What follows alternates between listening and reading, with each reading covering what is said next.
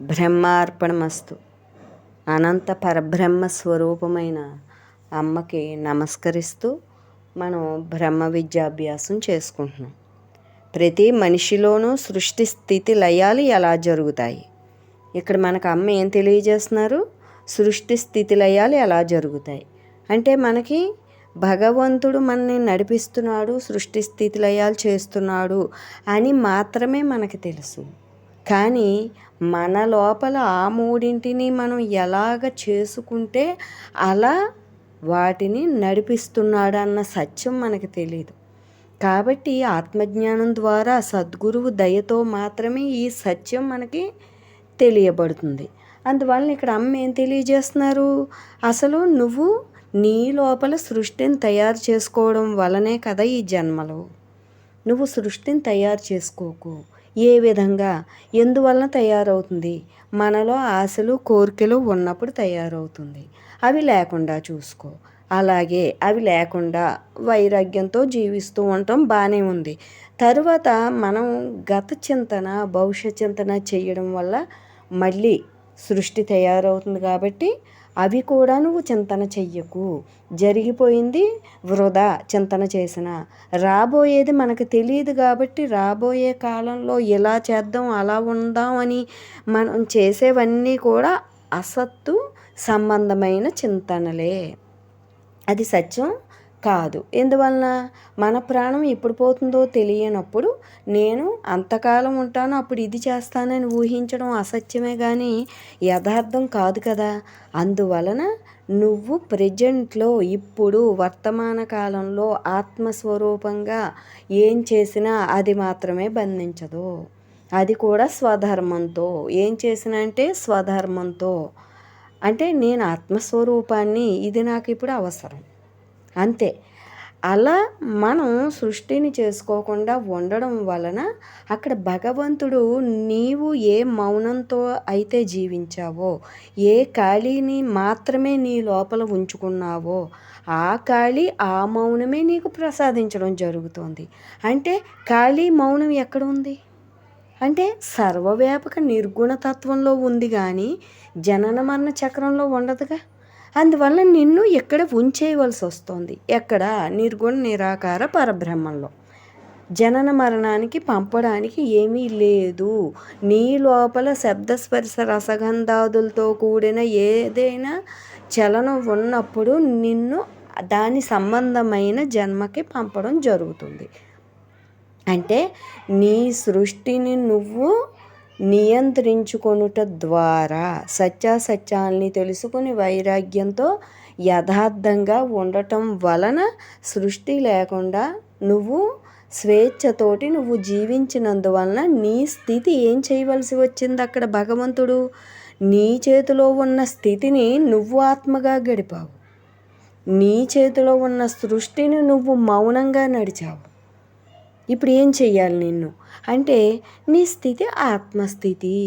ఆత్మస్థితి అంటే ఆత్మస్వరూపం అఖండంగా ఉంది, వేరుగా లేదు. కాబట్టి అఖండాత్మలో నిన్ను వదిలిపెట్టాలి. అంటే జనన మరణ చక్రం నుంచి నిన్ను వేరు చేసేయాలి, పంపకూడదు. అది అంటే సృష్టి స్థితిని నువ్వు అలాగా నడిపించుకున్నావు కాబట్టి లయం నీ మూలంలో చేయవలసి వచ్చింది. సృష్టి స్థితి లయకారకులు చేసేది సద్గురువు ద్వారా యథార్థంగా నడిపించుకుని మన మూలంలో మనం మిగిలిపోతాం. మామూలుగా జీవుడిగా ఉన్నవాడికి వాడి బుద్ధి అనుగుణంగా, బుద్ధికి తగ్గట్టుగా వాడిని లయపరచడం జరుగుతోంది. ఒక వస్తువు మీద, ఒక ధనం మీద, మనిషి మీద, దేని మీద వ్యామోహం ఉందో దాంతోనే అక్కడే నువ్వు జీవించు అని అక్కడ లయపరచడం జరుగుతుంది. సృష్టి స్థితి లయాలలో లయం అంటే జనన మరణ చక్రంలో లయం అవ్వడం. ఆత్మజ్ఞానంతో లయం అవ్వడం అంటే అనంత నిర్గుణ నిరాకార పరబ్రహ్మంలో లయం అవ్వడం. మనకి జ్ఞానంతో నడిచి మన మూలంలో లయమయ్యే విధానం ఈ సత్సంగంలో. అందువలన అక్కడ ఏ సద్గురువైనా ఏం చేస్తున్నారు అంటే ఏదో ఒక దైవ రూపం యొక్క నామాన్ని పట్టించి ఇంక వాడే వీడిని ఎలాగా జన్మ ఇవ్వాలి, ఎంత మంచి జన్మ ఇవ్వాలో వాడే ఆ దేవుడే చూసుకుంటాడు. ఆ దేవతే వీడిని పంపుతుంది ఒక మంచి ఉత్తమ జన్మకి అని ఏ సద్గురువైనా ఒక నామాన్ని ఇవ్వడం జరుగుతుంది వాళ్ళని ఆశ్రయించిన సాధకులకి. ఇక్కడ మనం అమ్మను ఆశ్రయించినప్పుడు ఈ నామంతో నువ్వు ఒక సద్గతిని పొందుతావు. సద్గతి పొందిన తరువాత మళ్ళీ ఒక మంచి ఉత్తమ జన్మ లభిస్తుంది. కానీ జన్మే రాకుండా చేసుకునే విధానం పద్ధతి నేను చెప్తాను అని అమ్మ ఏం చేశారు, రూపానికి నామానికి అతీతమైన స్వరూపాన్ని, అనామిని, అక్కడ ఒక నామం లేదు, నామి అన్నారు, నామిని పట్టించడం జరుగుతుంది.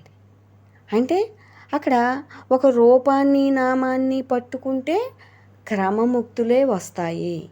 నీకు సరాసరి ముక్తి కావాలి కాబట్టి నీ స్వరూపంగా నువ్వు ఉండు.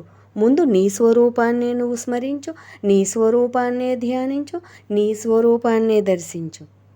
తరువాత మళ్ళీ మరో మెట్టు అక్కడ సద్గురువు ఎక్కించడం జరుగుతుంది. అక్కడ నీ స్వరూపం కొరకు నువ్వు ధ్యానించి ఈ పంచేంద్రియాలు, మనసు, బుద్ధి, దేహం నేను కాదని చెప్పుకుంటూ ఉంటాం. నేను ఆత్మని చెప్పగా మన స్థితి మనకు దక్కుతుంది. దక్కినప్పుడు ఏం జరుగుతోంది, నేను అనంత పరబ్రహ్మ స్వరూపాన్ని మళ్ళీ ధ్యానిస్తున్నాం మనం. ఎందుకంటే మన స్థితిని బట్టి అక్కడ ఏం చేస్తున్నారు, అమ్మ మారుస్తున్నారు, ఇంకో మెట్టు ఎక్కిస్తున్నారు. అంతటా ఉన్న బ్రహ్మమే నేను, దానికన్నా నేను వేరు కాదు, ఉన్నది ఒక్కటే బ్రహ్మం, పరమాత్మ సర్వత్రా వ్యాపించి ఉన్నాడు కాబట్టి నేను ఆయనలో లయమయ్యే ఉన్నాను. ఇంకా మనం జ్ఞానంతో తెలివి మీరిపోయి ఏం చేస్తున్నాం, మనం పరమాత్మకై ధ్యానిస్తూ ఆయనకన్నా వేరుగా లేము అనే సత్యం మనకు తెలియబడింది. అసలు ఉన్నది వాడే, నేనంటూ లేను. ఉన్నది ఒక్కటే బ్రహ్మమైనప్పుడు నేనంటూ ఎలా ఉన్నాను, వేరుగా ఎందుకున్నాను అని జ్ఞానం ద్వారా సత్యాన్ని గ్రహించిన వాళ్ళమే మనమంటూ వేరుగా లేకుండా, అంటే నేను అనే అహంతో వేరుగా లేకుండా, అహం వల్లనే కదా వేరుగా లేకుండా ఆ అనంతంగా ఉన్న బ్రహ్మమే నేను అని ఆత్మధ్యానం దగ్గర నుంచి అనంత పరబ్రహ్మ ధ్యానానికి రాగలిగాం. రెండూ ఒక్కటే. ఒక కొమ్మని పట్టుకున్నా వృక్షాన్ని పట్టుకున్నట్టే. వృక్షం యొక్క చిట్ట చివరికి వెళ్ళిన వృక్షం పట్టుకున్న వాళ్ళమే అయ్యాం, కానీ వ్యత్యాసం ఉంది. మనకు అందిన కొమ్మని పట్టుకోవడం వేరు. ఇంకా చెట్టెక్కి పైకి వెళ్ళిన వాడు ఏమవుతున్నాడు, ధీరుడు వీరుడు అవుతున్నాడు. ఇక్కడ కూడా అంతే. ఆత్మధ్యానం ఒక కొమ్మని పట్టుకున్నాం, అనంతంగా ఉన్న బ్రహ్మాన్ని ఒక కొమ్మని పట్టుకున్నట్టు మన ఆత్మస్వరూపాన్ని పట్టుకుంటే చాలదు, ఈ ధీరత్వం చాలదు. ఇంకా మనం పైకి ఎదగాలి అంటే అనంతంగా ఉన్న ఆ పరమాత్మయే నేను. ఎందువలన, ఎలా ఒప్పుకోవాలి, నేను చేసే ధ్యానాన్ని భగవంతుడైనా ఎలా ఒప్పుకోవాలి అంటే అదే భగవంతుడికి మనం ఎలా ఒప్పిస్తున్నాం, నువ్వు సర్వత్రా ఉన్నావు కదా, నువ్వు లేని చోటే లేదు కదా, నాకు నా సద్గురువు తెలియజేశాడు, నాకు అనుభవం అయింది కాబట్టి నువ్వు లేని చోటు లేనప్పుడు నేను నీకన్నా వేరుగా ఎందుకున్నాను, నువ్వు సర్వవ్యాపి అయినప్పుడు నేను కూడా సర్వవ్యాపకుణ్ణి అంటున్నాం మనం. అంటే భగవంతుణ్ణి అక్కడ దర్శింపజేయుటే కాక ఆయన సన్నిధిని చేర్చి ఆయనతోనే మాట్లాడేలాగా, అంటే మన అనుభవం భగవంతునితో మాట్లాడడం అలా చేస్తున్నారమ్మ. మనం తెలుసుకున్న ప్రతిదీ ఆయనతో మాట్లాడినట్టే. ఇక్కడ మాట్లాడడం అనేది లేదు, సంభాషణ అంటే జరగదు. అనుభవం భగవంతుడు మనకి చెప్పినట్టు మాట్లాడినట్టు, మన ప్రయత్నం భగవంతునితో మనం మాట్లాడినట్టు. మనం భగవంతునితో మాట్లాడిన దానికన్నా భగవంతుడు మనతో మాట్లాడింది, మనని ఆయన చూసింది ఎక్కువ కదా, మనం ఆయన్ని చూసింది ఎక్కువ కాదు కదా. భగవంతుడి స్వరూపాన్ని మనం చూడటమే గొప్ప, ఇంకా అనంత స్వరూపం మనల్ని చూడడం ఇంకా గొప్ప. కాబట్టి బ్రహ్మానుభవం అంటే భగవంతుడు మనతో మాట్లాడటమే. నువ్వు నాకన్నా వేరు కాదు, నువ్వు అన్యంగా లేవు అని మనకు తెలియచెప్తున్నాడు. అది అందువలన అలా అమ్మ ఈ సాధకుణ్ణి సత్యాన్ని చూపించడం ద్వారా నువ్వు ఇలా పట్టుకుని ఉండు, పట్టుకుని వేళ్లాడమే. నువ్వు సర్వత్రా ఉన్నావు, ఉన్నది నువ్వే. ఈ దేహం నేను కాదు, నేను పరిమితంగా లేను, పరిమిత దేహంగా నేను పాత్ర తెచ్చుకున్నప్పటికీ ఇది గతం కాబట్టి ఇప్పుడైతే నేను అపరిమిత బ్రహ్మాన్ని అని భగవంతుడితో మాట్లాడుకుంటూ మన విధి నిర్వహణ చేసుకుంటున్నాం. మనం అసలు ఒకప్పుడు మనం జీవుడుగా ఉన్నప్పుడు భగవంతునితో మాట్లాడే స్థితి ఎలా ఉండేది?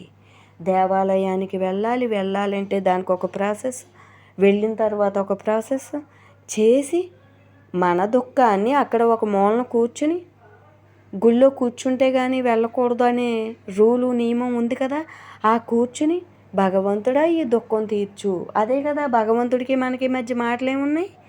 నా దుఃఖం తీర్చు, నాకు ఇంత ధనం ఇప్పించు, నీకు ఇంత వేస్తాను, అదా సంభాషణ. కానీ ఇన్నాళ్ళు అదే చేసాం మనం. అంటే జీవుడి యొక్క లక్షణం అదే, తప్పులేదు. కానీ నువ్వెవరు? జీవుడు కానే కాదు. అసలు ఈ మాటలేంటి భగవంతుడికి మనకి? కాదు. ఆయన్ని దర్శించిన తరువాత నీలో ఏం కలిగింది అది మాట్లాడు. నువ్వు సర్వత్రా ఉన్నావా? నువ్వు నాలో ఉన్నావా? అందరిలో ఒకేలా ఉన్నావా? అందరూ నీకు సమానమేనా? అసలు సర్వత్రా ఉన్నావా? అది కూడా వేరుగా లేవు, అఖండంగా ఉన్నావా?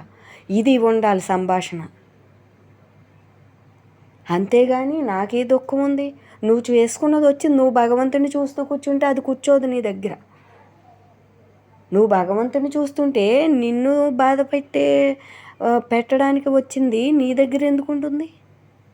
నువ్వు ఎవరిని చూస్తున్నావు? ఎవరిలో లీనమైపోయావు? ఎవరిని కొనియాడుతున్నావు? ఎవరితో మాట్లాడుతున్నావు? భగవంతునితో. భగవంతుని ముందు అదెందుకు నిలబడుతుంది? మనం ఈ రహస్యం తెలియక అమ్మనైనా సరే, ఒక ఆలయానికి వెళ్ళినా సరే, నాకు ఈ కష్టం ఉంది తీర్చమంటాం మనం. నువ్వు వాడిని చూస్తూ ఉంటే, బాహ్యంలో అయితే మనస వాచ కర్మణ, ఇక్కడైతే మనసు లేకుండా నువ్వు చూస్తూ ఉంటే, జ్ఞానం ద్వారా మనోనేత్రం తెరుచుకున్న వాడివే, సత్యాన్ని తెలుసుకున్న వాడివే నువ్వు చూస్తూ ఉంటే దానికి ఇక్కడ స్థానం లేదు. ఇంక దుఃఖం నువ్వు చెప్పనవసరం లేదు. నువ్వు చూడడంలో ఫాల్ట్ ఉందేమో కానీ భగవంతుడి కృపలో ఉండదు కదా. అది ఆ విధానం తెలుసుకోవాలి. నువ్వు ఎల్లవేళలా వాడిని పట్టుకుని ఉంటే నిన్ను పట్టుకున్నది వదిలేస్తుంది. నువ్వు ఎల్లవేళలా నీ విధిని నువ్వు పట్టుకుంటే నిన్ను పట్టుకున్నది ఇంకా గట్టిగా బలపడుతుంది. అది అందువలన అది బలహీనమయ్యేది ఎప్పుడు అంటే నువ్వు భగవంతుడిని చూస్తున్నప్పుడు, దీని మీద నీ దృష్టి లేనప్పుడు, నీ దృష్టే దానికి బలం కనుక. అప్పుడు దానికి ఇక్కడ విలువ లేదు, స్థానం లేదు, బలం లేదు. అంటే ఇన్నాళ్ళు మనమే కదా మన విధికి బలం ఇచ్చాం. బలం ఇచ్చే శక్తి మనలోనే ఉంది. విధి బాధిస్తే దుఃఖించేది మనమే ఉన్నాం. దాని మాట విని దాని వైపే వెళ్ళే ఆస్కారం మనలోనే పెట్టాడు. అన్నీ మనలోనే పెట్టాడు భగవంతుడు. ఆత్మజ్ఞానం, ఆత్మస్వరూపం మనలోనే ఉంది. కానీ మనం బాహ్యముఖంగా చూసి బాహ్యముఖంలో ఉన్నవి మాత్రమే మనం తెలుసుకున్నాం, అవి పొందాలి అనుకున్నాం. మన లోపల ఉన్న ఆత్మజ్ఞానం, ఆత్మస్వరూపం మనకు తెలియదు. కేవలం అది సద్గురువే తెలియపరచాలి. లోకంలో ఎవరికైనా అంతే, దేవతామూర్తులకైనా కూడా మానవమూర్తిగా వాళ్ళు జన్మించినప్పుడు మళ్ళీ సద్గురువు దగ్గర బ్రహ్మ విద్యను అభ్యసించవలసిందే. అది లోక ధర్మం. అంతటి దేవతామూర్తులకే తప్పనిది యుగ పురుషులకే బ్రహ్మ విద్యను నేర్చుకోవడం తప్పలేదు. అంటే తప్పకంటే వాళ్ళకి రాక, వాళ్ళు అజ్ఞానంతో ఉండి కాదు. జన్మెత్తినవాడు ఇలా నేర్చుకుని సద్గురువు దగ్గర ఇలా విడుదల అవ్వాలి అని వాళ్ళు అక్కడ నేర్చుకుని చూపించారు. వాళ్ళు చెప్పే విధానం అలా ఉంటుంది. ఆచరిస్తారు, చెప్పరు. దేవతలు ఆచరిస్తారు ఎప్పుడు కూడా. మానస సరోవరంలో ఇప్పటికీ దేవతలు వచ్చి స్నానం చేసి వెళ్తారు అని ఉంది పురాణాల్లో. అంటే మేమే ఇక్కడ స్నానం చేస్తున్నాం, మీరెంతగా దీని మీద శ్రద్ధ పెట్టాలి, మాకే తప్పడం లేదు అనేది ఎంత పవిత్రమైన వాళ్ళకైనా వాడు మునగవలసిందే అని సూచించడానికి వాళ్ళు చెప్పకుండా చేసి వెళ్ళడం జరుగుతోంది. ఆ చేసిన దాన్ని ఏ మహర్షులు కంటపడేలా చేసి వీళ్ళు లోకానికి అందించేలా చేయడం జరుగుతుంది. ఇదంతా కూడా భగవంతుడు నడిపిస్తున్నది. ఎక్కడైనా సరే శాస్త్రం కావచ్చు, వేదాలు కావచ్చు, ఇతిహాసాలు కావచ్చు, ఉపనిషత్తులు కావచ్చు, ఆత్మజ్ఞానం కావచ్చు, ఏదైనా భగవంతుని చేత నడిపించబడుతున్నదే. పరమాత్మ చేత దేవతల చేత మనని నడిపించడం జరుగుతోంది. ఇక్కడ సరాసరి సద్గురువు మనని నడిపించడం జరుగుతోంది. బ్రహ్మార్పణం. మౌనం వల్లే అనంతంలో కలిసిపోగలుగుతాం. ఎందువల్ల? మౌనం ఆత్మ యొక్క నిజ స్వరూపం కనుక. మాట అనేది రెండో సాకార రూపం. మనసు మంచిని మరిపిస్తుంది, కానీ బ్రహ్మం చెడుని మరిపిస్తుంది. ఇక్కడ మనసు తత్వంతో ఉంటే ఎలా ఉంటుంది, ఆత్మతత్వంతో ఉంటే ఎలా ఉంటుంది అనేది చెప్తున్నారు. ఇక్కడ మౌనం వల్ల అనంతంలో కలిసిపోగలుగుతాం. మనసు అంటే ఏమిటి? మౌనం చెదిరిపోవడమే. నీ నిజస్థితి నుంచి నువ్వు పక్కకి రావడమే ద్వైతం అన్నారు. అప్పుడు ఏమైంది? చలనం, తద్వారా మాట, అక్కడ మౌనం చెదిరిపోయింది. చెదిరినప్పుడు నువ్వు జీవుడయ్యావు. మౌనంగా ఉన్నప్పుడు ఆత్మస్వరూపాన్ని అయ్యావు. మరి మాటతోటే కాబట్టి జీవితం. నువ్వు లోపల మౌన స్వరూపాన్ని గుర్తుంచుకుని అవసరార్థం మాట్లాడు. అవసరార్థం మాట్లాడింది బంధించదు, అనవసరమైంది బంధిస్తుంది. ఎందుకంటే ఒక మోక్ష సాధకుడికి భగవంతుడు ఇచ్చాడు అవకాశం. ఇక్కడ అవసరమైంది మాట్లాడితే బంధింపబడకుండా మనకి అవకాశం ఇచ్చాడు. ఎందుకంటే భగవంతుడా నిన్ను చేరుకుంటాం అన్నప్పుడు అక్కడ సహాయం చేస్తాడు మనకి. అందువల్ల ఏదైనా సరే ఈ పంచభూతాలలో మన జీవితం దేని మీద ఆధారపడి ఉన్నప్పుడు అది బంధించకుండా వదిలిపెడుతుంది. అందువల్ల ఇక్కడ సద్గురువు దగ్గర ఒక తేలికైన జీవితం సాగిస్తూ మనం సద్వినియోగం చేసుకోవాలి. జీవితాన్ని మనం సద్వినియోగం చేసుకోవాలి. అంతటా ఉన్న బ్రహ్మ మాయాపొరని అక్కడ సద్గురువు తొలగిస్తాడు. పరబ్రహ్మమునకు, మనలోని బ్రహ్మమునకు ఒక మనసే అడ్డుగా ఉంది. ఇక్కడ అమ్మ సంవత్సరాల తరబడి చెప్పేది దేనికి అంటే, జన్మలుగా నువ్వు అడ్డు వేసుకున్నావు. అనంతంగా ఉన్న నీ మూలానికి, ఆత్మస్వరూపంగా ఉన్న నీ లోపల శక్తికి నువ్వు అడ్డు వేసుకున్నావు. ఇది నాది, ఇది నేను అనుకున్నావు. ఇప్పుడు దానిని తెంచడం జరుగుతోంది, అడ్డుని తొలగించడం జరుగుతోంది. ఆ అడ్డు ఏమిటి? ఈ దేహం నేను అనుకుని ఈ 24 జీవలక్షణాల్లో మునిగి ఉండటం. దాన్ని మించిన అడ్డేముంది? ఆ జీవత్వం కన్నా మించిన అడ్డేమీ లేదు. అందువలన ఆ అడ్డును తొలగించడానికే మనకి జ్ఞానబోధ ఎంత చేసినా కూడా అక్కడ తక్కువే అవుతోంది. అందువలన ఇక్కడ ఏమంటున్నారు? ఇక్కడ భగవంతుడు మాయని తొలగించడం జరుగుతుంది సాధకుడికి. మాయాన్ని తెలుసుకోకుండా ప్రపంచం పైన వైరాగ్యాన్ని తెచ్చుకోవాలని భావిస్తే భారంగా ఉంటుంది. అంటే ఇక్కడ ఒక సద్గురువు చెప్పారు కదా అని మనం బలవంతంగా వైరాగ్యంతో జీవించడం కాదు. సహజంగా అది ఎంత మాయ, ఎంత భ్రాంతి, ఎన్ని జన్మలను తెస్తుంది అని మనం తెలుసుకుని సత్యాన్ని అంగీకరించి భగవంతుని మీద అనన్య భక్తితోటి మనం అక్కడ ఈ వైరాగ్య జీవితాన్ని కొనసాగించాలి. మనం ఇక్కడ ఏం చెప్తున్నారు? ఆలోచన ఆగితే నీవు మౌనివి అయ్యే ఉన్నావు. ఇక్కడ ప్రతిదీ కూడా అయ్యి ఉన్నదే, కొత్తగా కాదు. ఇక్కడ అన్నీ కూడా మనలో సంసిద్ధంగా ఉన్నవే తప్ప ఇక్కడ కొత్తగా కాదు. అందువలన సహజ సిద్ధమైన స్థితిని ఇక్కడ మనలో ఉంది, మనం తెలుసుకోవట్లేదు. తెలుసుకోనంతవరకు విముక్తి లేదు. ఎవరి చేత విముక్తి కావాలి, ఎవరికి విముక్తి కావాలి అంటే నీ వలన నువ్వు బంధింపబడ్డావు, నీ చేతనే నువ్వు బంధింపబడ్డావు. నీ నుండే నీకు విడుదల కావాలి, మన నుండే మనకు విడుదల. ఇది ఎంత అసలు నమ్మశక్యంగా ఉందా? నన్ను నేనెందుకు బంధించుకుంటాను అంటే నేను అన్న అహంకారం గతం. అందువల్ల అహంకారపు నేనుని తొలగించుకుంటే నా ఆత్మస్వరూపం నా అహంకారం నుండి విడుదలైంది, నా నుండి నేను విడుదలయ్యాను. అది ఎవరి నుంచి ఎవరనాత్మని తొలగించి వారి ఆత్మని వారికి దక్కేలా చేస్తున్నారు అమ్మ.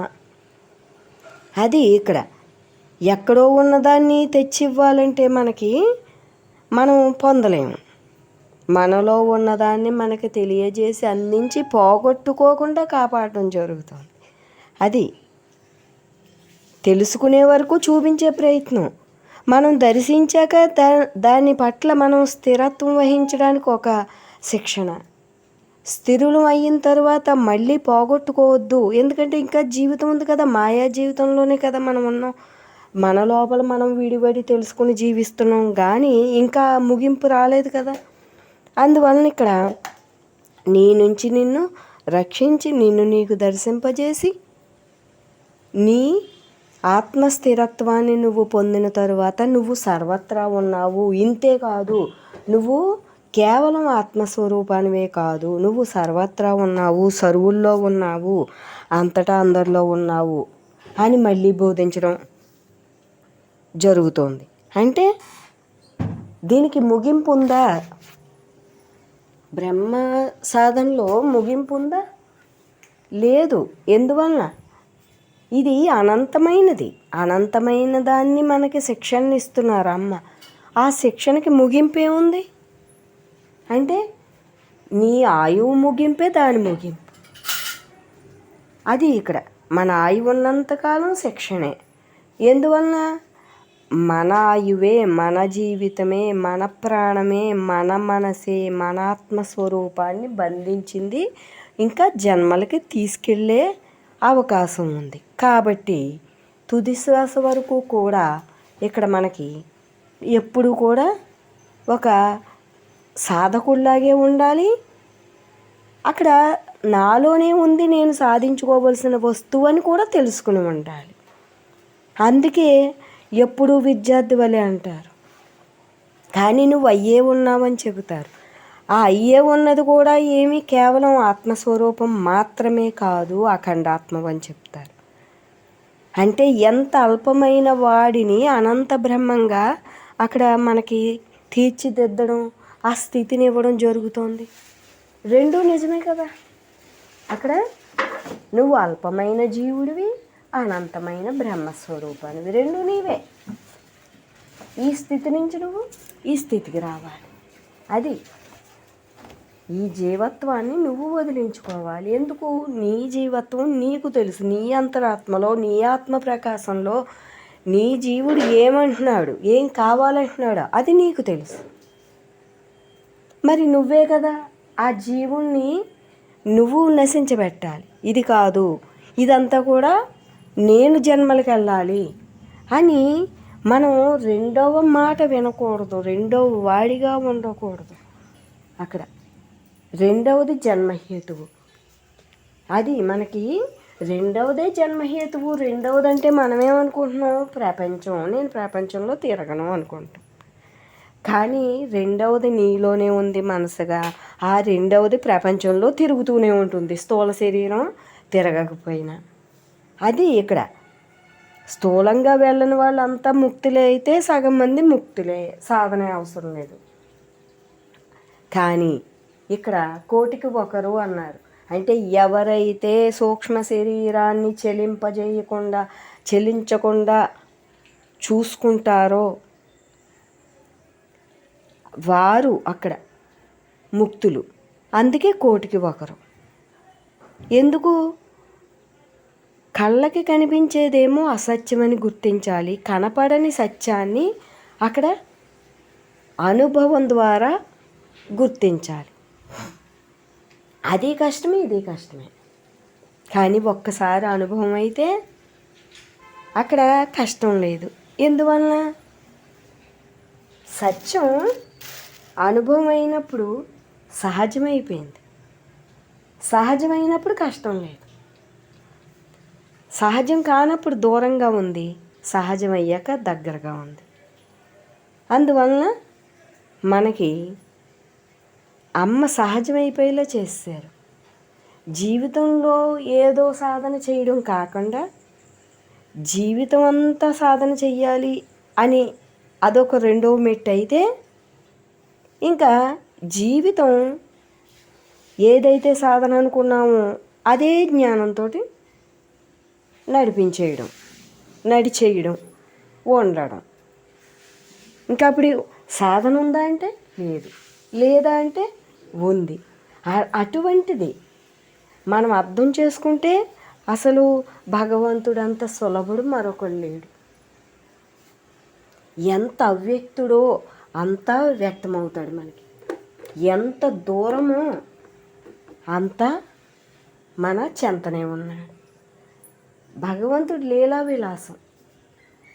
ఆ భగవంతుడి లీలా విలాసాన్ని సద్గురువు దర్శిస్తూ, అనుభవిస్తూ, ఆనందిస్తూ, ఆనంద స్వరూపంగా తాను జీవిస్తూ మనకి అదే స్థితిని, అదే భగవంతుడిని దర్శింపజేయడం, అదే ఆనందాన్ని అందించడం, అదే స్వరూపం నీవై చూడు.